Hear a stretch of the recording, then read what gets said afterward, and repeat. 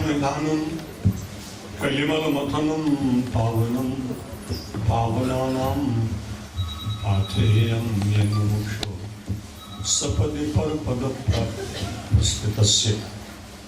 विश्रामस्थानमेकं कविवरवचसां जीवनं सज्जनानां बीजं धर्मदमस्य भगवति भगवतो तां भूतलम् यस्यांगे विभाति भूधरसुता देवापगामस्तके भाले बालविधुर्गले च गरलं यस्य भूरसुव्याधर सोऽयं भूतिविभूषणः सर्वाधिपः सर्वदा सर्वः सर्वगतः शिवः शशिनिभः श्रीशङ्करः पातु माम् मूकं करोति वाचालं अंगुं लङ्घयते गिरिं यत्कृपातमहं वन्दे परमानन्दमाधवम् वसुदेवसुतं देवं कंसचाणूरमर्दनं देवकी परमानन्दं कृष्णं वन्दे जगद्गुरुं नमो ब्रह्मण्यदेवाय गोब्राह्मणहिताय च जगद्हिताय कृष्णाय गोविन्दाय नमो नमः। नारायणं नमस्कृत्य नरं चैव नरोत्तमं देवीं सरस्वतीं व्यासं ततो जयमुदीरये। परम सम्माननीय यहाँ के अर्चकगण, मेरे परिचय में अपनी श्रेष्ठ भाषा सुसंस्कृत चिंतन को प्रदान करने वाले और सारे देश में हिंदी भाषा को प्रचारित करने में अनन्य सहयोग देने वाले हमारे श्री विद्वान रवि शर्मा जी, संस्था के प्रधान श्री सुदर्शन भाटिया जी, प्रबंध समिति के समस्त सम्मानीय अधिकारीगण, समन्वय परिवार के शैलेंद्र चंद्र ठक्कर जी और सदस्यगण, इस मंदिर में पधारे हुए विभिन्न संस्थाओं के सम्माननीय बंधुओं, नागरिक मित्रों और मातृशक्ति। वास्तव में ऐसा लग रहा था कि मैं आपके दर्शन करने नहीं आ पाऊंगा, लेकिन सबके भीतर एक ही ज्योति विराजमान है। कई लोगों ने ऐसा भगवान से सोचा होगा कि मुझे आना चाहिए, और मैं भी मन में विचार करता रहा ऐसे पवित्र स्थान पर जब मैं इसके उद्घाटन अवसर पर मूर्ति प्रतिष्ठा के समय आया, उस समय में 55 वर्ष का था और मैं आपके बीच में 80वें वर्ष में आया। और मेरा वो भौतिक शरीर का जन्मदिन 19 सितंबर को टोरंटो के विशाल हिंदू सभा मंदिर में मनाया जाएगा। 108 कुंड का यज्ञ रखा गया है वहाँ। संसार के लगभग 40 देशों में परमात्मा ने मुझे पूजा करने के लिए प्रेषित किया। आप सच मानिए कि मैंने प्रवचन एक दिन भी नहीं किया, करने की शक्ति भी नहीं थी, सामर्थ्य भी नहीं थी, योग्यता भी नहीं थी, बल भी नहीं था, कोई अधिकार भी नहीं था, लेकिन शब्दों की पुष्प चढ़ाने का अधिकार परमेश्वर ने मुझे दिया। और मैं पिछले 50 वर्षों से निरंतर 40 देशों में घूम घूम कर अपने शब्दों के पुष्प आप सब नारायण के ऊपर चढ़ाता चला आ रहा हूँ, और आप बड़े प्रेम से उन पुष्पों को स्वीकार कर लेते। ये ईश्वर की कृपा में अपने ऊपर अव्यक्त मानता हूँ कि किसी के डलिया के फूल सायंकाल मुरझा जाते हैं, कुछ पुष्प और 1-2 दिन रह जाते हैं, कुछ पुष्पों को और अधिक जीवित रखने के लिए वैज्ञानिक प्रयोग होते हैं। मेरे ऊपर परमात्मा का बड़ा अनुग्रह कि मेरी प्रवचन की डलिया के पुष्प जो आपकी पूजा में समर्पित होते हैं, विराट की पूजा में वे कुमलाए नहीं हैं, इसलिए प्रतिदिन नए आमंत्रण मुझे मिलते रहे। जब हमें सारा संसार परमेश्वर का स्वरूप दिखाने पड़ने लगता है, हमारे शास्त्र को हमारे चिंतन की सीमा मानते हैं। इस सीमा तक पहुंचने में बहुत वर्ष लगे, अभी भी पहुंच नहीं पाया। पहुंचने की तैयारी है, विश्वास है। जीवन के अंतिम श्वास तक निश्चित रूप से परमेश्वर के उस अनुग्रह का अधिकार मुझे मिल जाएगा।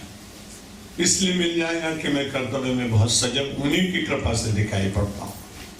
कर्तव्य का पालन भी व्यक्ति अपने पुरुषार्थ से नहीं करता, उसके पीछे भी कहीं परमात्मा के अनुग्रह की एक किंचित मात्र किरण होगी, तभी वो अपने सात्विक कर्तव्य का पूर्ण पालन कर पाता है। और जब कर्तव्य का पालन कर पाता है तब एक बड़ी अच्छी बात है, अधिकार उसका बनता चला जाता है। जब कर्तव्य का पूर्ण पालन कर ले तो भगवान से कहना पड़ेगा कि हमने अपना धर्म निभाया, आप अपने धर्म से क्यों पीछे हट रहे हैं। इसलिए उनको दर्शन देना पड़ेगा, अनुभूति में आना पड़ेगा। और विश्व की एकता में जो परमेश्वर व्याप्त है सूत्र रूप से, वो सब रूप वासुदेव सर्वमिति स महात्मा सदुर्लभ। श्री कृष्ण भगवान से पूछा अर्जुन ने, महात्मा बहुत मिल जाएंगे, लेकिन कृपा करके बताइए कि दुर्लभ महात्मा कौन।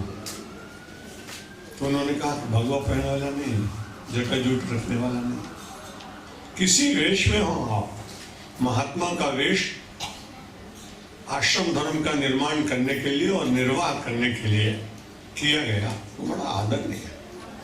लेकिन कोई व्यक्ति ऐसा माने कि विशेष वस्त्रों को धारण करने से ही कोई महात्मा बनता होगा, तो ये भ्रम की बात है। आप कैसे वस्त्र पहनते हैं, आप किस देश में रहते हैं, आपकी जाति क्या है, आपका वर्ण क्या है, ये सब बातें ठीक होने पर भी जो सर्वोपरि बात भगवान श्री कृष्ण कहते हैं वासुदेव सर्वमिति।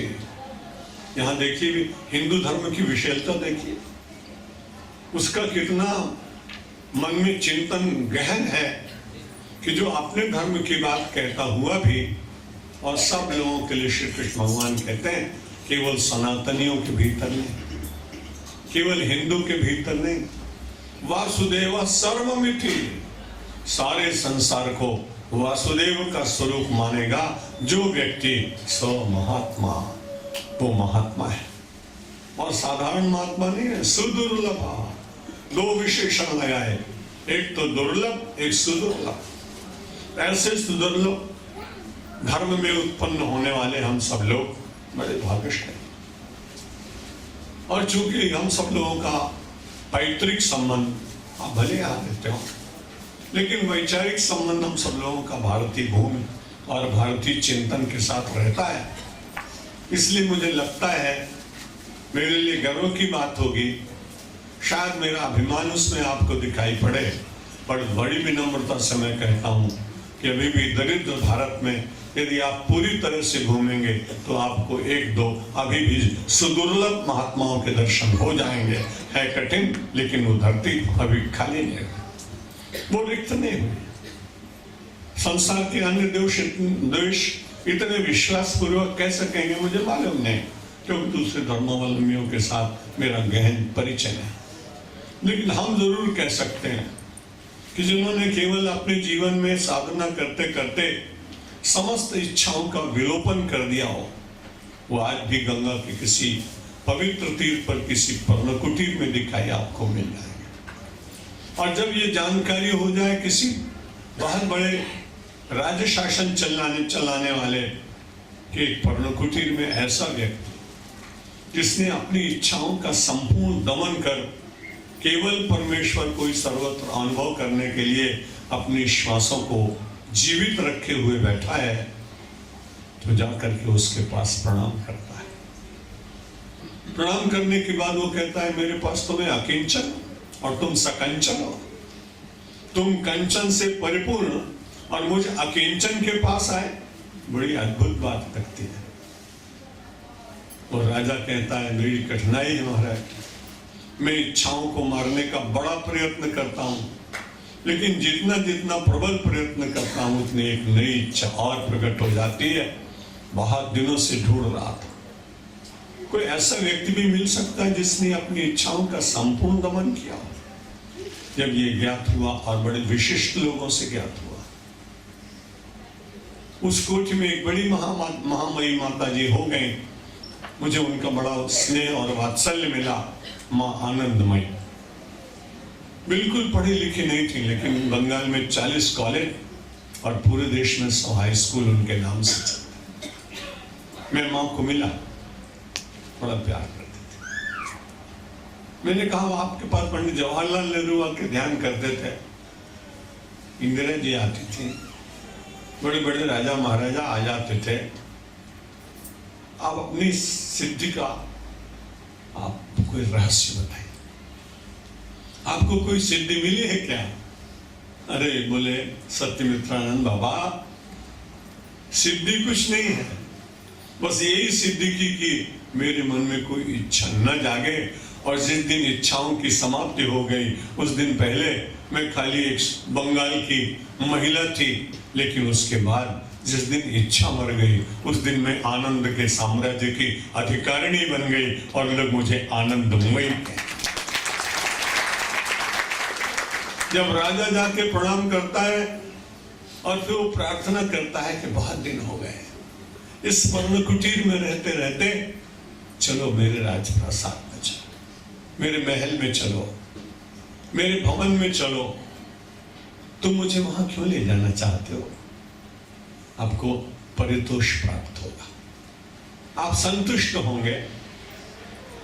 बहुत अच्छी बात कही रहे संत ने, वयमी ही परितुष्टा वल्कलैः स्पन्दुकूलैः समैः परितोषो निर्विशेषो विशेष सतु भवति दरिद्री यस्य तृष्णा विशाला मनसि च परितुष्टे कोर्थवान को दरिद्रा। राजा ने मन में सोचा बेचारे पास कुछ है नहीं, इसलिए प्रशंसा भी करता जा रहा है कि आप बड़े त्यागी हैं, लेकिन मन में सोचता भी जा रहा है एक बार प्रासाद में आने तो लो, जब वो वैभव का दर्शन करेंगे तो उसके बाद उनको लगेगा, एक बार सोचने लगेंगे। अभी कुछ देखा नहीं इसलिए इच्छा नहीं हुई, लेकिन जब देखेंगे तो मन में एक विचार तो जागेगा, ये सच है कि वो सच है। वो इतना बड़ा राजा, उनके मन में दुविधा उत्पन्न कराने का मन में विचार करता है। बड़े सरल शब्दों में कहा, देखो तुम बहुत अच्छे रेशमी कपड़े, जरीदार कपड़े, सोने के तार खींचे हुए कपड़े तुम पहन कर आए और बड़े अच्छे लग रहे हो। मैं तुम्हारे सामने केवल जंगल के वृक्षों के वलकल वसन बह कर बैठा हूं, लेकिन एक बात कहूं मैं परतुष्टा वलकल ही, मैं अपने इस वलकल में बहुत प्रसन्न हूं और तुम अपने कपड़ों में प्रसन्न। हम दोनों बातों को आप देखो तो समय ही परितोषा, आपका परितोष और मेरा परितोष बराबर। जिस परितोष को दिलाने के लिए आप मुझे वहां ले जा रहे हैं, वो परितोष तो मुझे यहां प्राप्त है, इसलिए मैं आपके साथ आपके प्रसाद में नहीं जाऊंगा, आपके महल में मैं नहीं जाऊंगा। हाँ, एक बात हो सकती है, आपके मन में एक विचार चल रहा है, क्षमा करना मैंने तुम्हें पढ़ लिया। क्या पढ़ा महाराज? तुम मुझे दरिद्री समझकर वहां ले जाना चाहते हो, गरीब समझकर ले जाना चाहते हो, अभावग्रस्त समझकर ले जाना चाहते हो, तो मैं तुम्हें कहूं मुझ में अभाव नहीं। अच्छी तरह विचार करके उत्तर देना राजन। सत भवति दरिद्री यस्य तृष्णा विशाला, जिसकी तृष्णाएं होती हैं वो दरिद्र होता है। यदि तुमने मुझे दरिद्र माना हो तो मैं तुम्हें महादरिद्र मानता हूं और मैं तुम्हारे महल में नहीं जाऊंगा।